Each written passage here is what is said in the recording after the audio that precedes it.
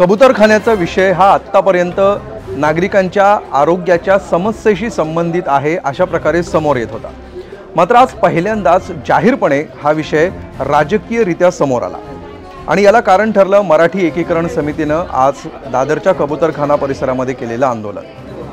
6 ऑगस्टला जे आंदोलन झालं त्यातल्या एकाही आंदोलकावर केस दाखल झाली नाही, कायदा त्यांनी मोडला, त्याचबरोबर न्यायालयाच्या आदेशाचा अवमान केला, उल्लंघन केलं।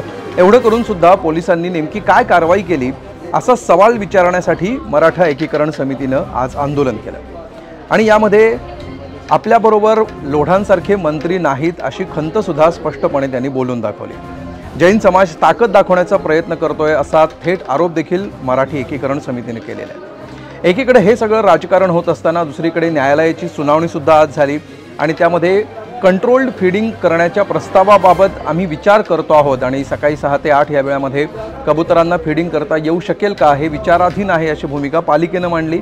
मात्र स्थानिकांचा विचार केल्याशिवाय, स्थानिकांची मतं जाणून घेतल्याशिवाय हे करू नका असं न्यायालयाने म्हटलेलं आहे। तिसरीकडे जैन मुनींनी या प्रश्नामध्ये राज ठाकरेंनी लक्ष घालावं आणि तेच हा प्रश्न सोडवू शकतात असं म्हटलेलं आहे। या सर्व अनुषंगाने आज आपण सविस्तर चर्चा करणार आहोत।